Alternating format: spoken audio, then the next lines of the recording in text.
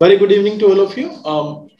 मैं कह रहा था कि सबसे जरूरी क्या है, कंसेप्ट को समझना। जैसे कि हमने लास्ट क्लास में डिस्कस कर लिए थे concept, meaning, features of the management. आज हम डिस्कस करेंगे इंपॉर्टेंस ऑफ मैनेजमेंट के बारे में। और इंपॉर्टेंस ऑफ मैनेजमेंट में जो छोटा सा टॉपिक है लेकिन इंपॉर्टेंट इतना है कि एग्जाम में इसके बहुत सारे क्वेश्चन हमसे पूछ लिए जाते हैं। डायरेक्ट केस स्टडी हमारे पास इससे रिलेटेड आ जाती है। तो आज पार्टिकुलरली हम इंपॉर्टेंस के बारे में ही पढ़ेंगे। मैं यहाँ इंपॉर्टेंस को लेकर यदि कहूं तो सबसे पहले आप इस बात को ध्यान में रखेंगे कि कोई भी ऑर्गेनाइजेशन अपने टारगेट से अपने गोल्स बाय चांस अचीव नहीं करता। बाय चांस उसको कोई भी चीज नहीं मिलती। He has to follow a deliberate process that is to be called as management. उसको एक डेलिब्रेट प्रोसेस फॉलो करनी पड़ती है जिसे हम मैनेजमेंट के नाम से जानते हैं। मैनेजमेंट एक ऐसा डायनेमिक जो है ना लाइफ गिविंग एलिमेंट है किसी भी ऑर्गेनाइजेशन के अंदर, जिसके बिना कोई भी रिसोर्स ऑफ प्रोडक्शन वो रिसोर्स ही रह जाएगा, वो प्रोडक्शन नहीं हो सकता। यानी कि यदि ह्यूमन बीइंग जो है उसको प्रॉपरली आप मैनेज नहीं करते, man, machine, material, money, methods, इनको यदि प्रॉपरली मैनेज नहीं करते तो वो चीजें एज इट इज पड़ी रह जाएंगी। उनका कोई यूटिलाइजेशन नहीं, कोई पर्पज नहीं। वो जैसी थी वैसी की वैसी फॉर्म उनकी बनी रहेगी। तो जरूरी है कि इन चीजों को प्रोडक्टिविटी में लेकर आने के लिए हमें मैनेजमेंट को फॉलो करना पड़ेगा। इसीलिए हम मैनेजमेंट एज एन इंपॉर्टेंस के तौर पर डिस्कस कर रहे हैं। यदि आप देखें तो मैनेजमेंट को एक ऑर्गन के तौर पे माना गया है किसी भी ऑर्गेनाइजेशन के अंदर। किसी भी ऑर्गेनाइजेशन के अंदर यदि हमें गोल्स को अचीव करना है तो we have to follow this management process. किसी भी बिजनेस में मैं ये कहूंगा कि यदि उसकी क्वालिटी ऑफ मैनेजमेंट अच्छी है तो वो बिजनेस को एट द टॉप लेवल पर ले जा सकते हैं। बिजनेस को कहां ले जा सकते हैं? टॉप लेवल पर ले जा सकते हैं। यदि हमारा क्वालिटी ऑफ मैनेजमेंट लो है, प्रॉपर मैनेजमेंट ऑफ रिसोर्सेज नहीं है, वेस्टेज ऑफ मनी बहुत है, वेस्टेज ऑफ टाइम बहुत है, वेस्टेज ऑफ एफर्ट्स बहुत है, तो उस कंडीशन में किसी भी ऑर्गेनाइजेशन को आप ग्रो नहीं कर सकते। किसी भी ऑर्गेनाइजेशन का ग्रोथ नहीं हो सकता। ठीक है, तो जरूरी है कि ऑर्गेनाइजेशन की ग्रोथ के लिए हम उसके इंपॉर्टेंस को स्टडी करें। तो यहां पर पहला पॉइंट जो है हमारी इंपॉर्टेंस का, that is achieving group goals.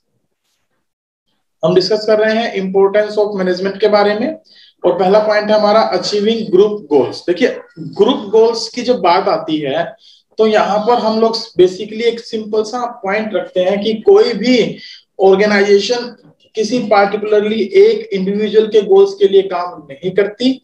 वो सभी के लिए क्या करती है? वर्क करती है। सभी के लिए वर्क करती है एज ए टीम क्रिएट करके, कोऑर्डिनेशन क्रिएट करके ग्रुप के अंदर। क्योंकि कोई भी ऑर्गेनाइजेशनल गोल अकेले प्राप्त नहीं किया जा सकता। हमने इसकी फीचर में भी पढ़ा था, management is a group activity. कोई भी ऑर्गेनाइजेशन अपने ऑब्जेक्टिव को इंडिविजुअली नहीं प्राप्त कर सकती अनटिल अनलेस वो टीम ना क्रिएट कर ले, वो कोऑर्डिनेशन क्रिएट ना करे ग्रुप के अंदर, और पार्टिकुलरली इनको एक कॉमन डायरेक्शन ना दे। ये जो मैं वर्ड टिक कर रहा हूं, create a team, coordination, common direction to individual efforts for achieving the overall goals of organisation, ये हमें याद रखने हैं कि पार्टिकुलरली कोई भी केस स्टडी आती है तो वहां पर इनसे रिलेटेड ये पॉइंट आपको देखने को मिलते हैं और इनके आधार पर आप ये डिसीजन ले पाते हैं कि भाई इसमें कौन सा इंपॉर्टेंस ऑफ मैनेजमेंट डिस्कस किया जा रहा है। जैसे कि अगर मैं बात करूं, कोई भी ऑर्गेनाइजेशन अपने गोल सेट करती है। वो चाहती है कि मार्केट में उसका शेयर 20% इंक्रीज हो जाए। वो चाहती है कि उसकी ROI जो है वो 20% या 25% आए, यानी कैपिटल जो लगाई उसके ऊपर 25% प्रॉफिट कमाए। वो चाहती है कि उसकी जो सेल्स है वो 10% से बढ़ जाए। तो ये क्या है? ये ऑर्गेनाइजेशनल गोल्स हैं जिनको कि पार्टिकुलर कोई भी ऑर्गेनाइजेशन अचीव करना चाहता है और वो इनको अचीव कर सकता है। कैसे अचीव कर सकता है? By creating a team, by doing the coordination among that group, by giving a common direction to them, resources को प्रॉपर यूटिलाइज करके, राइट? जो रिसोर्सेज है उनको एक कॉमन डायरेक्शन देकर, जिसमें कि सबसे जरूरी है ह्यूमन बीइंग को डायरेक्शन देना। उनको एक प्रॉपर डायरेक्शन देकर अपने ऑर्गेनाइजेशनल गोल्स को अचीव किया जा सकता है। सेकंड है इंक्रीजेस एफिशिएंसी। अब मैं यदि एफिशिएंसी के बारे में बात करूं तो मैंने आपको बताया था एफिशिएंसी में जो ये सी वर्ड है इसको आपने याद रखना है।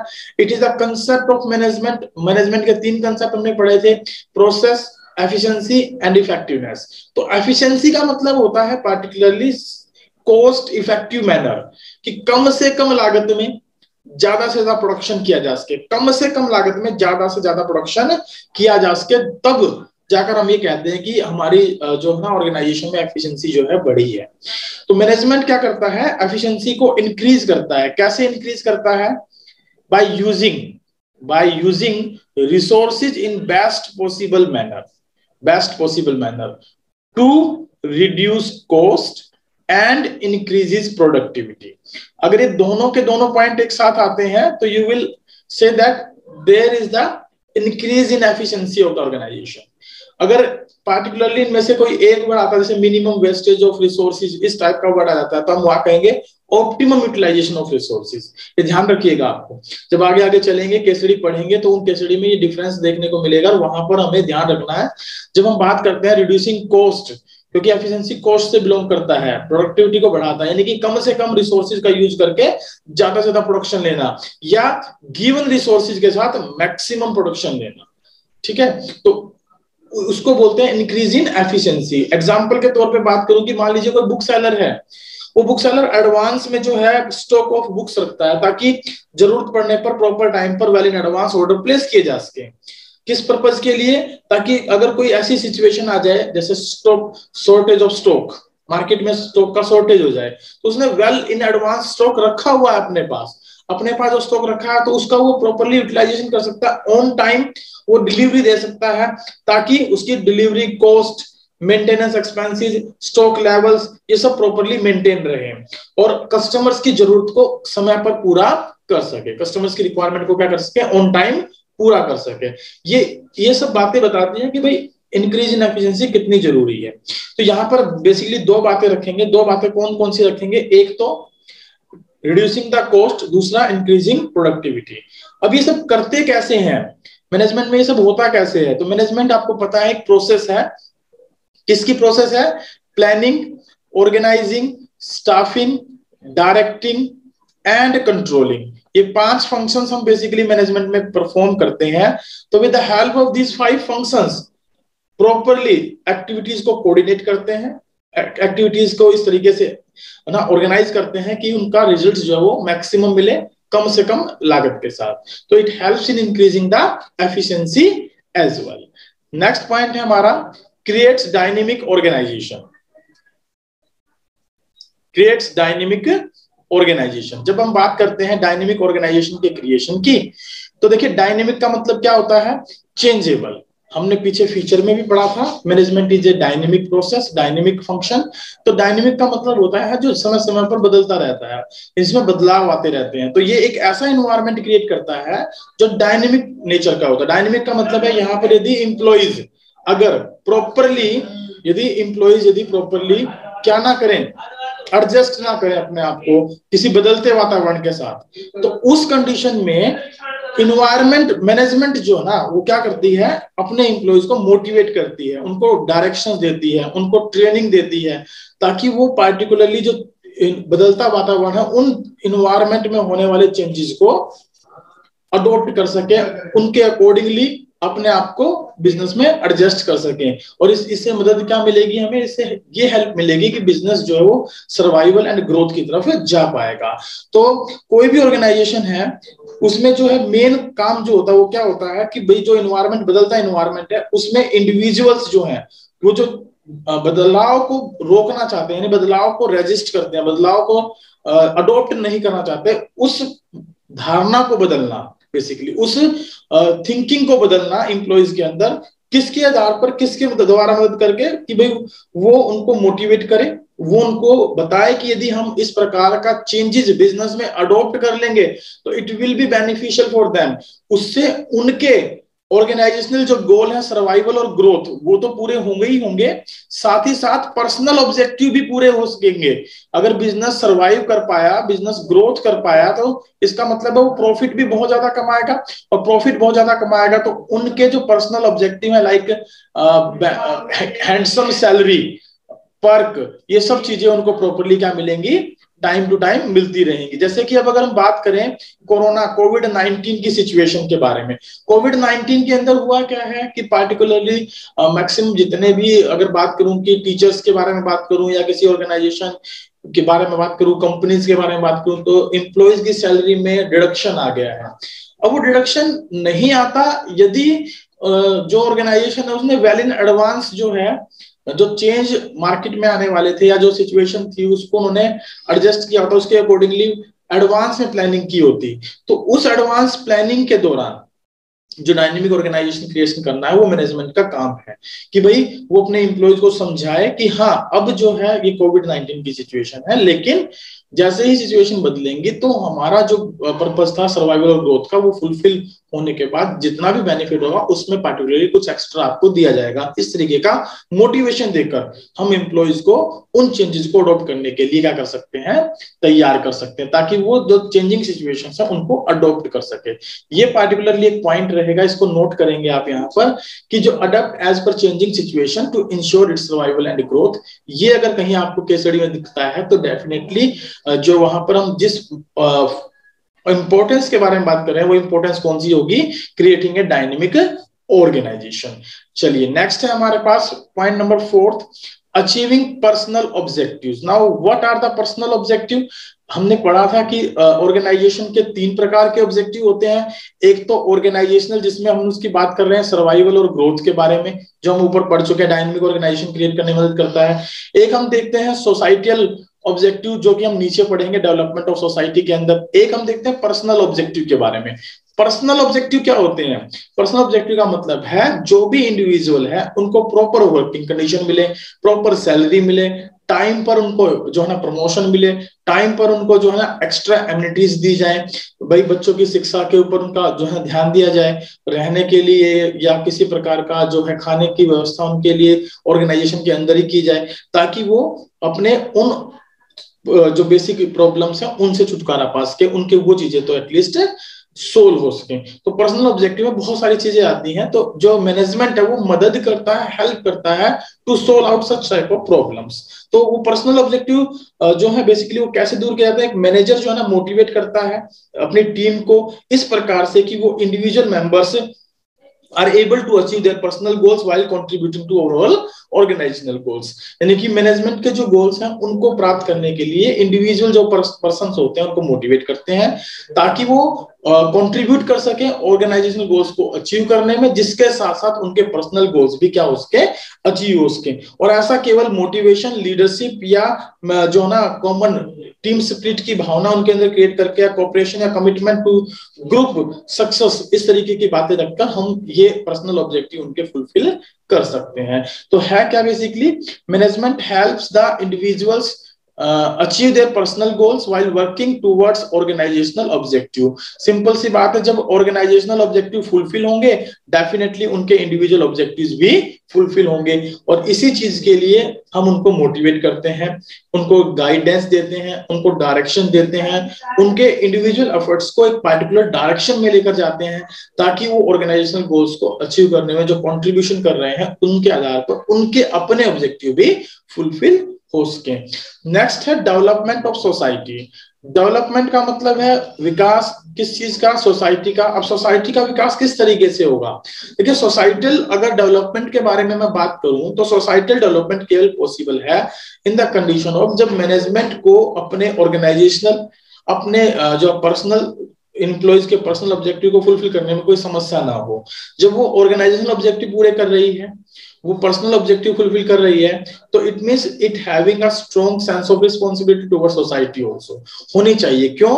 क्योंकि इन्हीं के आधार पर हम जो रिसोर्सेज यूज करते हैं वो सारे सोसाइटी से आते हैं, जो भी पार्टिकुलर कोई प्रोडक्ट हम यूज करते हैं वो सोसाइटी से आता है, या मनी हमें अरेंज करनी है तो हम सोसाइटी से अरेंज करते हैं in the form of loans. तो मैनेजमेंट हेल्प करता है development of the society by providing good quality of product, by providing good quality of product, creating employment opportunities and adopting new technologies, as well as इस प्रकार की सुविधाएं देकर society को, जैसे कि कहीं पर कोई पार्क बना दिया या वाटर टैंक लगवा दिया पार्टिकुलरली आने जाने वालों के लिए, या रोड साइड जो है पेड़ लगवा दिए, ताकि सोसाइटल डेवलपमेंट दिखाई दे, सोसाइटी के साथ उनका एक अच्छा रिलेशंस क्रिएट हो सके। तो ये जो 5 पॉइंट हमने पढ़े, these are related to the importance of management. मैं एक बार इनके नाम के साथ डिस्कस करूंगा। पहला पॉइंट हमने पढ़ा अचीविंग ग्रुप गोल्स, दूसरा पढ़ा हमने इंक्रीजेस एफिशिएंसी, तीसरा हमने पढ़ा creating dynamic organisation, fourth one हमने पढ़ा अचीविंग पर्सनल ऑब्जेक्टिव, नेक्स्ट हमने पढ़ा डेवलपमेंट ऑफ द सोसाइटी। साथ ही साथ यदि हम बात करें तो इनके अलावा एक दो ऑब्जेक्टिव और भी हो सकते हैं, जैसे optimum utilisation of resources, right, optimum utilisation of resources, तो उसको हम इंक्रीजिंग एफिशिएंसी में यूज कर सकते हैं। यहाँ पर इनको इसके साथ लिख सकते हैं, या अलग से भी अगर हेडिंग बनाना चाहें तो बना सकते हैं, optimum usage of the resources, right. Sound organisation, establishment of sound organisation, ये 6 पॉइंट रखा जा सकता है। एस्टैब्लिशमेंट ऑफ साउंड ऑर्गेनाइजेशन, देखिए साउंड ऑर्गेनाइजेशन केवल तभी होगा जब ऑर्गेनाइजेशन के सारे रिसोर्सेज आपस में कोऑर्डिनेटेड होंगे, प्रॉपर्ली वर्कआउट करेंगे, प्रॉपर्ली उनके जो है ना यूजेस किए जाएंगे, उनसे प्रॉपर्ली रिजल्ट लिए जाएंगे, और सभी की ड्यूटीज राइट्स जो ना वो क्लियरली डिफाइंड होगी, राइट पर्सन राइट प्लेस पर जो ना स्टाफ किए जाएंगे, तब वहां पर एक साउंड ऑर्गेनाइजेशन क्या किया जा सकता है, एस्टैब्लिश किया जाता है, एस्टैब्लिशमेंट ऑफ साउंड ऑर्गेनाइजेशन। ये भी एक इंपॉर्टेंस जो ना इंपॉर्टेंस के तौर पर रख सकते हैं ना मैनेजमेंट की। और अगर बात करें कि जो ना establishing equilibrium in the organisation, equilibrium का मतलब होता है कि भाई हर एक जो है आपस में इस तरीके से अटैच्ड हो, जुड़ा हुआ हो, क्रिएटिंग इक्विलिब्रियम, संतुलन बनाए रखना, यानी कि एक डिपार्टमेंट दूसरे डिपार्टमेंट के साथ कोऑर्डिनेटेड हो, है ना। जिस डिपार्टमेंट में भी आपको लगता है कि एम्प्लॉइज की संख्या ज्यादा है तो उनको दूसरे डिपार्टमेंट में बिना किसी लॉस के ट्रांसफर किया जाए, उनको एक पार्टिकुलरली एक पर्क दिया जाए, जरूरत पड़ने पर उनके सजेशंस को लिया जाए और उनके अकॉर्डिंगली पॉलिसीज फ्रेम की जाए, ताकि वहां एक कोऑर्डिनेशन बना रहे, इक्विलिब्रियम टाइप का इन्वायरमेंट बना रहे, और ऑर्गेनाइजेशन में जो एम्प्लॉइज हैं वो फील करें कि हाँ they are the part of the organisation. और मैनेजमेंट ये सब कर सकता है, मैनेजमेंट के द्वारा ये सब किया जा सकता है, क्योंकि एक ऐसी प्रोसेस है जो डेलिब्रेट प्रोसेस है, जिसको हमें एस्टैब्लिश करना ही होता है ऑर्गेनाइजेशन के अंदर। आइए इसके 2 क्वेश्चन देख लेते हैं related to importance of management. ये 2 जो है ना क्वेश्चन है, एक एमसीक्यू बेस्ड क्वेश्चन है, दूसरा हमारा केस स्टडी बेस्ड क्वेश्चन है। इनके बारे में हम लोग डिस्कशन करेंगे regarding to the importance of management. इनको समझें। हमने लास्ट टाइम एक बात की थी कि किसी भी पार्टिकुलर बुक को हमने रटना नहीं है, उसको समझना है। बेसिक पॉइंट है कंसेप्ट की क्लियरिटी। यदि आप कंसेप्ट को अच्छे से समझ पा रहे हैं ना, कंसेप्ट आपको क्लियर हो पा रहे हैं, तो you can easily answer the each and every case study. और केस स्टडी को मैंने आपको सोल्व करने के लिए छोटी सी टिप भी दी थी लास्ट टाइम। ये बताया था कि अगर केस स्टडी बड़ी हो तो सबसे पहले आपको देखना क्या है कि क्वेश्चन क्या पूछा गया है। ऐसे ही यदि कोई एमसीक्यू क्वेश्चन है और आपको लगता है कि वो केस स्टडी बेस्ड है, तो उसमें पहले देख लीजिए क्वेश्चन पूछा क्या गया है, ताकि उसके अकॉर्डिंगली केस स्टडी को आप माइंड में सेट कर सके, पढ़ सके और अपना आंसर दे सके। तो यहाँ पर देखिए पूछा गया है, this is related to which importance of management. क्योंकि हम इंपॉर्टेंस ऑफ मैनेजमेंट पढ़कर आए हैं, तो इंपॉर्टेंस ऑफ मैनेजमेंट के बारे में हमसे क्वेश्चन रखेगा। है क्या basically, on introduction of any changes in the organisation all employees hesitate to accept. देखिए hesitate to accept changes, changes मतलब डायनेमिक इन्वायरमेंट के बारे में बात हो रही है। मैनेजर्स कन्विंस द एम्प्लॉइज, और मैनेजर्स क्या कर रहे हैं, एम्प्लॉइज को कन्विंस कर रहे हैं, एंड गाइड देम, उनको गाइड दे रहे हैं, उनको दिशा निर्देश दे रहे हैं, समझा रहे हैं, to adopt the changes willingly, ताकि वो विलिंगली जो है ना इन चेंजेस को अडॉप्ट करें। तो इसका मतलब एक प्रकार से अगर हम बात करें तो पीछे पढ़कर आए थे हम लोग कि इंपॉर्टेंस ऑफ मैनेजमेंट में, management creates a dynamic organisation. तो ऐसा डायनेमिक ऑर्गेनाइजेशन कब क्रिएट होता है, जब एम्प्लॉइज हेजिटेट करें किसी न्यूअर चेंज को ऑर्गेनाइजेशन में लगाने के लिए, इंप्लीमेंट करने के लिए। तो यहाँ पर इसी प्रकार की बात हमसे रखी गई। और इंपॉर्टेंस अगर देखें तो पहला पॉइंट है अचीविंग ग्रुप गोल्स। तो इनमें तो कोई डायनेमिक होता नहीं है, कोई डायनेमिक इन्वायरमेंट की बात हो नहीं रही है। इंक्रीजेज एफिशिएंसी, इसमें हम रिसोर्सेज को प्रॉपर्ली यूटिलाइज करने के बारे में बात करते हैं। Creates a dynamic organisation, this is the point that we want to discuss here. ये इंपॉर्टेंस का वो पॉइंट है जो हम यहाँ डिस्कस करना चाहते हैं। Management helps in achieving personal objective, this is also not related to any kind of dynamic situation. तो ये जो पार्टिकुलर 4 पॉइंट है, चारों के चारों इंपॉर्टेंस ऑफ द मैनेजमेंट के पॉइंट है, लेकिन इनमें से जो एप्रोप्रिएट आंसर है वो हमारा क्या रहेगा, option number C, that helps us to create the dynamic organisation. Dynamic जो ना एक फॉर्म क्रिएट करने में मदद करता है मैनेजमेंट। चलिए नेक्स्ट क्वेश्चन है, question number 2।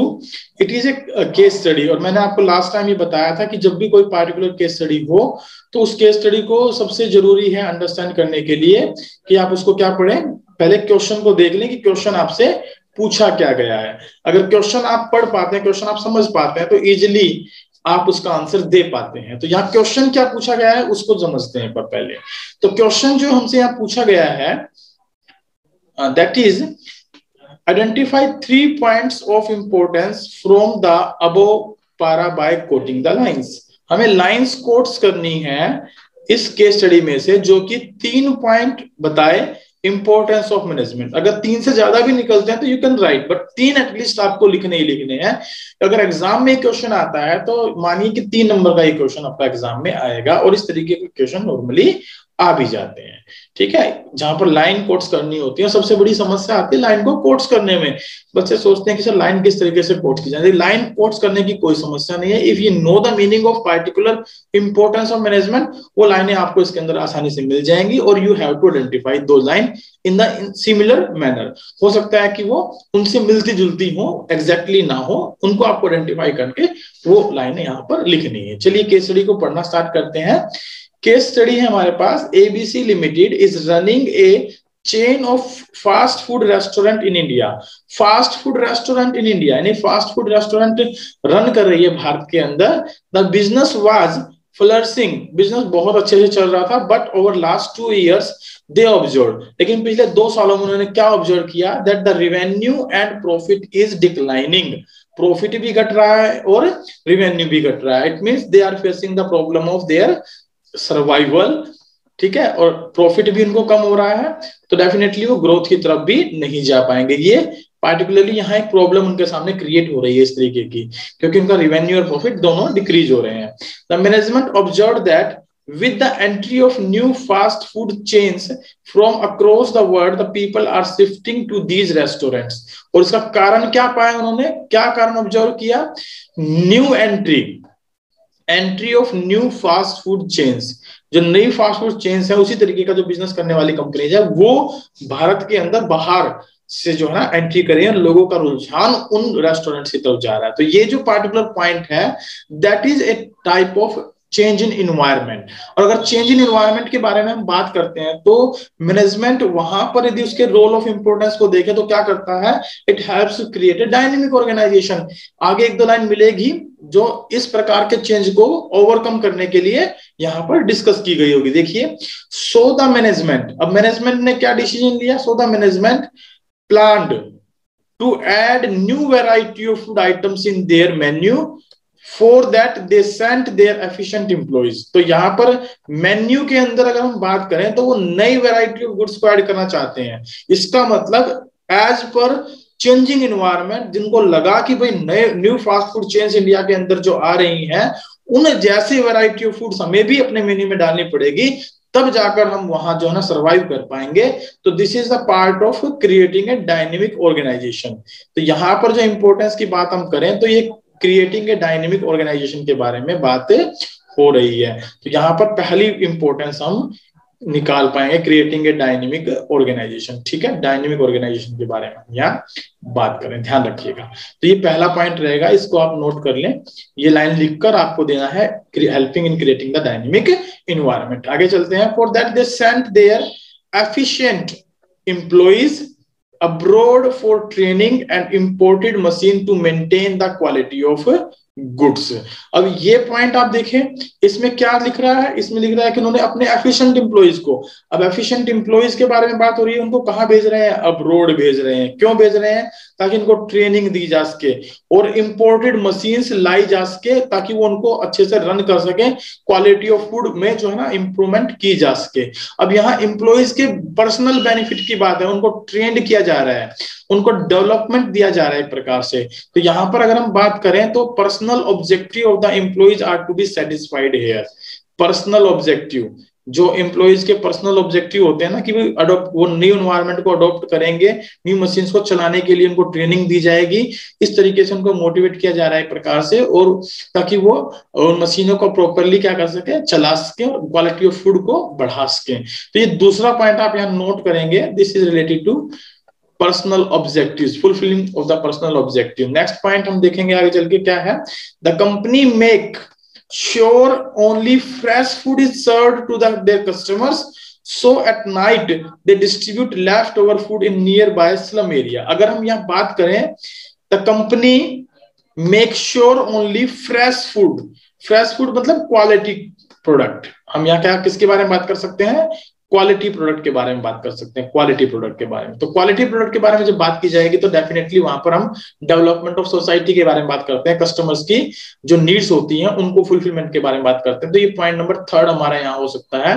Helpful in the development of society और fulfilling the needs of the customers, और so that they distribute left over food in the nearby slum. ये भी हमारा इसी का पार्ट बन जाएगा कि सोसाइटी के वेलफेयर के लिए जो बचा हुआ खाना है वो आसपास के गरीब बस्ती में बांट देते हैं रात को ही, ताकि वो खराब ना हो, उनके लिए जो ना एक प्रकार से भोजन की व्यवस्था भी हो सके। जो खाना जिनको नसीब नहीं हो रहा है, या खाना जो है बनाकर खा नहीं पा रहे हैं, या जिनके पास इतना पैसा नहीं है कि वो अच्छे से खाना खा सके, to increase profit margin, the supervisor takes special care that there is minimum wastage and maximum utilization of resources. This is the another one point here. यहाँ पर अगर हम बात करें तो पॉइंट नंबर 4 हमारा बन जाता है इसके अंदर, जिसमें हम बात कर सकते हैं दो चीजों की। एक तो मिनिमम वेस्टेज के बारे में बात हो रही है, तो इसका मतलब सीधा सीधा है इंक्रीजिंग एफिशिएंसी, रिड्यूसिंग कॉस्ट। ठीक है, कम से कम लागत के बारे में बात करेंगे हम, increasing efficiency plus optimum utilisation of resources, plus optimum utilisation of resources. मैंने आपको बताया था ये दो बातें जहां आ जाए तो वो ये दो प्रकार के पॉइंट आप वहां डाल सकते हैं। Minimum wastage and maximum utilisation of resources की बात हो रही है, तो मैक्सिमम यूटिलाइजेशन ऑफ रिसोर्सेज यानी ऑप्टिमम यूटिलाइजेशन ऑफ रिसोर्सेज के बारे में बात कर रहे हैं। लेकिन जब ऐसा करेंगे तो रिडक्शन इन कॉस्ट भी होगा। अगर रिडक्शन इन कॉस्ट होगा तो डेफिनेटली आउटपुट ज्यादा होगा, आउटपुट ज्यादा होगा तो उस कंडीशन में हम ये भी कहेंगे कि पर्सनल जो इंक्रीज इन एफिशिएंसी है वो भी इंक्रीज हो रही है, वो भी बढ़ रही है यहाँ पर। Right, this is all about for today's topic. Thank you very much for joining the class. अगर आपको क्लासेस अच्छी लग रही हैं तो मैं ये क्लासेस अल्टरनेटिव डे से हटाकर रेगुलर बेसिस पर भी रख सकता हूँ। Just you have to send a message in Telegram group और the WhatsApp group, sir these classes should be on regular basis. तो मैं इनको रेगुलर बेसिस पे भी रख सकता हूँ, कोई दिक्कत नहीं है मुझे इनको रेगुलर करने में। जैसे अकाउंटेंसी क्लास हमारी रेगुलर 7 से 8 चलती है इवनिंग के अंदर, और वो क्लास यूट्यूब पर हमारी लाइव चलती है, वहां से आप उनको अरेंज कर पाते हैं, देख पाते हैं। मैं फिर भी कोशिश करता हूँ कि जो बच्चे वहां नहीं ज्वाइन कर पाते या कोई नहीं भी आता क्लास को देखने के लिए, कोई दिक्कत नहीं है मुझे, मैं उस क्लास को रिकॉर्ड करके बकायदा टेलीग्राम चैनल पर डाल देता हूँ एक मिनिमम MB के अंदर, ताकि आराम से उसको आप डाउनलोड कर सकें, सेव कर सकें, देख सकें। और साथ ही साथ जैसे आपको पता है इकोनॉमिक्स की क्लासेस और बिजनेस स्टडी की क्लासेस आपकी कंटिन्यू हो ही रखी हैं, तो उनको भी ज्यादा से ज्यादा देखिए, अपने दोस्तों के साथ शेयर करिए ताकि वो उनका बेनिफिट ले सकें। देखिए मेरा मेन मोटिव जो है वो केवल यही है कि आप प्रॉपर्ली अपने सिलेबस को कंप्लीट कर सकें। जो न्यू बच्चे हैं और जो ओल्ड बच्चे हैं वो अपना रिवीजन धीरे धीरे करते रहें जब तक एग्जाम नहीं आते, और पैनिक होने की कोई जरूरत नहीं है। एग्जाम होते हैं या नहीं होते हैं, लेट इट बी, जो ना इसको छोड़िए, आप अपने जो ना टारगेट पर फोकस रखिए। आपने अपना क्या टारगेट रखा हुआ था, साथ साथ कुछ मोटिवेशनल बुक्स साथ साथ पढ़ते रहिए, ताकि आप जो है ना एक प्रकार से अपने आप को डिफीटेड ना महसूस करें, अपने आप को हारा हुआ महसूस ना करें कि ये क्या हो गया, लंबा समय हो गया एग्जाम को, अब तक एग्जाम कंप्लीट नहीं हो रहे हैं। ऐसा कुछ नहीं है, एग्जाम अगर होंगे तो आपके हित में होंगे, आपको देखते हुए होंगे, इस सिचुएशन को देखते हुए होंगे, उसमें आपका नुकसान कहीं नहीं होगा। प्रॉपरली जो भी होगा वो आपके बेनिफिट की बात सरकार जो है वो सोचेगी। ठीक है, ये मैं आपको आश्वासन दिलाता हूँ, कैसा मेरा मानना है। क्योंकि नॉर्मली मैंने देखा है कि जब भी गवर्नमेंट कोई डिसीजन लेती है तो उसमें वो स्टूडेंट्स को प्रेफर करती है, स्टूडेंट्स के हित को सबसे ऊपर रखती है। So thank you very much for this class. मिलेंगे नेक्स्ट डे, अल्टरनेटिव डे रहेगा हमारा। लेकिन अगर आप मैसेज करते हैं तो ये क्लास में कल से रेगुलर भी कंटिन्यू कर सकता हूँ। Bye bye, take care, have a good day, thank you very much.